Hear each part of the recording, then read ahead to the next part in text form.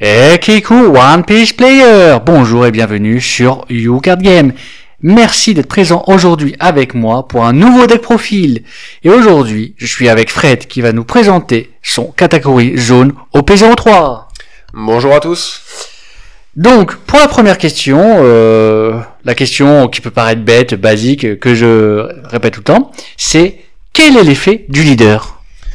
C'est un effet qui fait mal parce que quand on lui attache une donne et qu'il attaque, il gagne plus 1000 et on peut regarder le dessus de ses propres PV ou des PV de son adversaire et le placer en haut ou en bas des PV.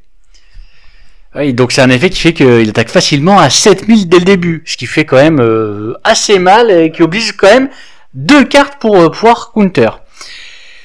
Donc je vais te laisser nous présenter ta decklist. Si tu as des combos en plus que tu peux présenter en même temps, n'hésite pas. Alors on va commencer par le chercheur du deck. On va jouer 3 Charlotte Pudding qui on play te permet de regarder les 4 cartes du dessus du deck et de récupérer un Big Mom Pirate autre que Charlotte Pudding et Sanji, ouais c'est ça. Oui. Oui, c'est ça. Oui. Donc ensuite, on va jouer, on parle du loup, un Sanji. Counter 2000, lui est surtout là pour le counter, il est très très peu joué. Son effet, on va quand même le dire. Donne x2 quand on attaque, on ajoute une carte du dessus de son top de vie et on le met à sa main. Ajoute une carte du dessus de son top deck, un Sévi. Voilà, l'inconditionnel ensuite, x4. Capone Gang BG, donc on counter 2000, le trigger il est là surtout pour ça, on peut, dès qu'on le sort, il empêche un opposant leader ou caractère d'attaquer pendant le tour. Ensuite on a 3 Charlotte Perospero. Lui il a un trigger qui dit que on doit trash une carte de sa main pour pouvoir le jouer, et son effet il est pas on play mais on KO. Il permet de regarder les 3 cartes du dessus du deck et de récupérer un Big Mom Pirate et le mettre à sa main. On met le reste sous la bibliothèque dans l'ordre qu'on veut. Ensuite, on a un petit bloqueur, le Sanji, counter 1000. Pareil, son trigger, on doit discard une carte de sa main et le jouer. Ensuite, on va jouer 3 Kikunojo. Kikunojo qui pareil, elle a un trigger. Elle dit que si ton opposant caractère a 3 vies ou moins, tu joues cette carte. Son effet, c'est comme Perospero, il est on KO. Donc si ton adversaire a 3 vies ou moins, tu prends une carte du dessus du deck et tu la mets dans tes vies. Ensuite, on va jouer 4 Nami, qui commence à être un staple dans les jaunes. Donc counter 1000, trigger, c'est active l'effet on play de cette carte. Donc l'effet on play, c'est tu discardes une carte de ta main avec trigger pour pouvoir KO un de ton adversaire, un caractère à 5 ou moins. Si tu as 3 cartes dans les mains ou moins, tu pioches une carte. Ensuite, on va avoir 2 Gedatsu. Gedatsu counter 1000, pas de trigger. Lui par contre on play, et il KO un opposant caractère avec un coût égal ou moins aux vies de ton adversaire. C'est pas négligeable non plus. Ensuite on va avoir 4 Satori. Satori est surtout là pour son petit counter 2000. Le trigger c'est on discarde une carte de sa main pour le jouer. C'est un 5-5000 en soi, ça vaut pas vraiment le coup. Vaut mieux le garder dans les mains pour avoir un counter 2000. On va jouer 2 Monkey D. Luffy. Counter 1000. Donc son effet, on doit pareil trash une carte de sa main et on va KO. Non, si on a 2 vies, pardon. Si on a 2 vies, on va pouvoir KO un opposant caractère à coup de 4 ou moins. Son trigger, on KO un opposant caractère à coup de 4 ou moins. Ensuite, on va jouer toujours cette petite carte que j'affectionne. 2 petits Newgate, counter 1000. Lui, effet on play. On prend une carte du dessus de sa bibliothèque, on la met dans ses vies, on prend toutes ses vies, on met une carte de ses vies au-dessus de la bibliothèque et on remet toutes ses vies dans l'ordre qu'on veut. Ensuite, on va commencer les cartes très agréables à jouer, beaucoup moins quand on les reçoit. On va jouer 3 Charlotte Lin. Son effet on play, on va laisser l'opposant choisir, on va laisser son adversaire choisir, soit il va discard une carte de ses vies, soit il va nous rajouter une vie. Donc c'est pour ça que je dis très très bien à jouer, beaucoup moins quand on la reprend. 2 Charlotte Katakuri, qui lui son effet on play permet de mettre un caractère à coût de 8 ou moins dans les vies de son propriétaire. On peut très bien le faire sur soi-même, et se mettre un trigger dans les vies par exemple, ou une carte qui nous embête en face, on la met en dessous des vies, et du coup l'adversaire, on sait qu'en dernière vie il aura une carte qui va lui servir à rien. Et pour finir les caractères, on va jouer 4 Charlotte Lin, c'est l'essence même du deck, où cette carte est un vrai cancer quand on la prend, un vrai plaisir à jouer. Je répète, je l'aime pas. Donc cette carte qui permet effet on play, donc on se rajoute une vie, enfin si le leader est de type Big Mom Pirate bien sûr, on se rajoute une vie et on fait trash le dessus des vies à son adversaire. Ensuite on va passer aux events. Donc les events, staple en event dans jaune, You're the One, qui lui pareil, counter.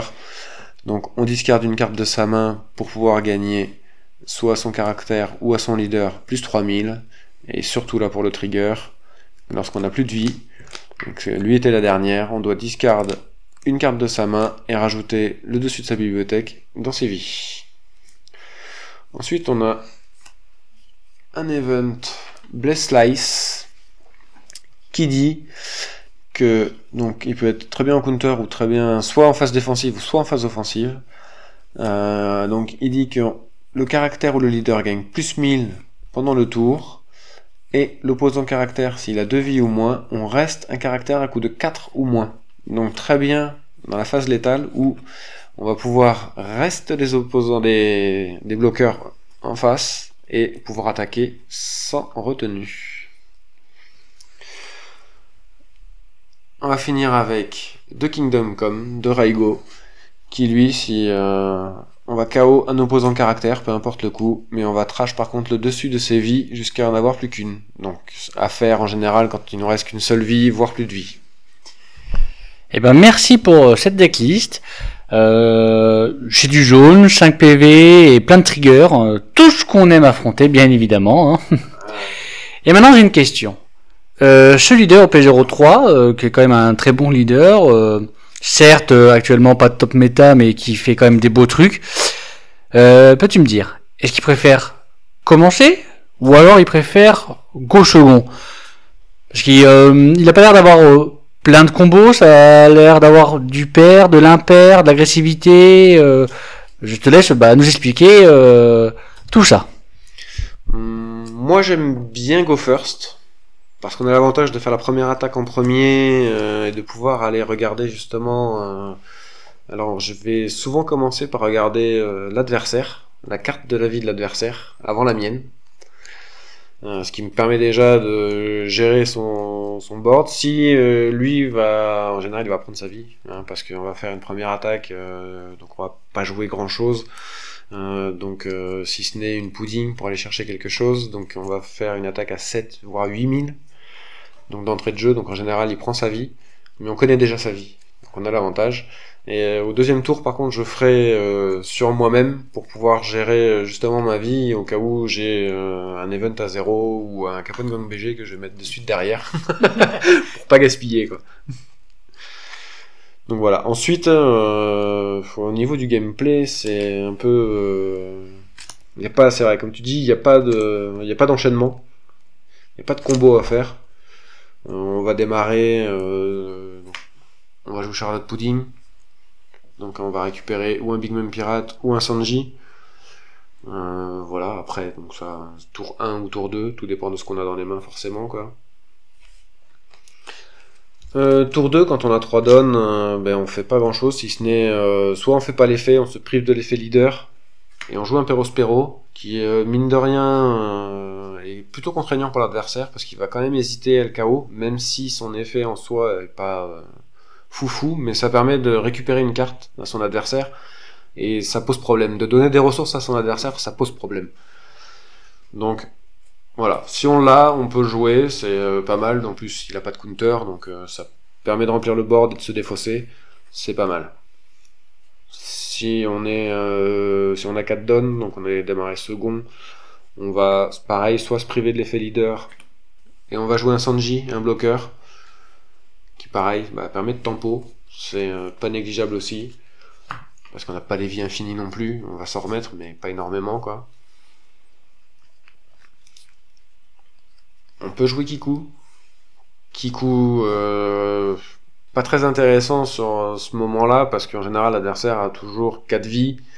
Donc s'il vient la taper, son effet va nous servir à rien. On peut la laisser en active, mais si on joue contre noir, ça sert strictement à rien, elle va partir de suite. Et du coup, son effet sera negate.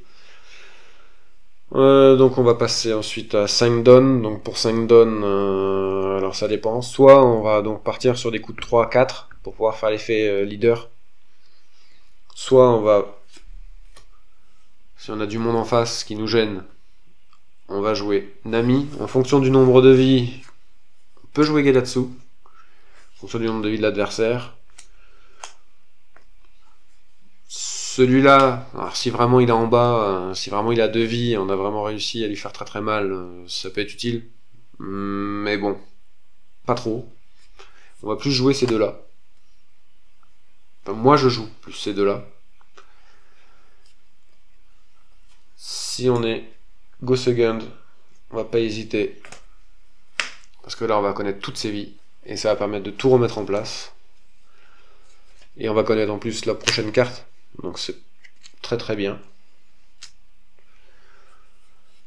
Ensuite, une fois qu'on a 6 donnes, on va passer soit on a Go First, c'est petit cadeau. 7 donnes, petit cadeau. Donc soit on va récupérer une vie parce que l'adversaire va nous faire un cadeau parce qu'il va lui rester une vie ou deux, donc il va pas vouloir trash sa vie. Donc automatiquement nous on va récupérer une vie. Ou s'il est suicidaire, à moins qu'il joue jaune lui aussi, et connaissant ses PV, il a de fortes chances de vouloir trash peut-être son PV et pour pas nous ordonner, quoi. Ensuite, pareil, hein, si on a Go Second, c'est soit on fait L, ou alors on fait un Katakuri. Qui Katakuri, voilà, pareil, peut nous remettre dans le jeu. Si on a une Nami sur le board, on a attaqué avec, on la remet dans ses PV. Si on a une Kiku par exemple aussi on board, on peut la remettre dans ses PV. Ça permet de tempo et d'attaquer à 6000 derrière. L'adversaire en général, quand on arrive à jouer Katakuri, on a 8 donnes, l'adversaire a déjà 3 vies voire moins. Donc c'est pas mal, ça permet de poser un body gratuitement. On peut éventuellement jouer lui aussi. Mais de toute façon, lui va partir dans la future DL. Je trouve cher pour l'effet, en fait. Donc, alors certes, c'est un body à 5 pour 6000, mais je le trouve un peu cher. Et 4, ça touche de moins en moins de caractère, on va dire, quoi. Surtout les agros, quoi. Or, les agros. Ouais, voilà. Dans la méta actuelle, dans la méta actuelle, premier deck Dofi, caractère 4 maximum. Dofi, oui, voilà, mais mis à part Dofi, après, on est vite limité, quoi.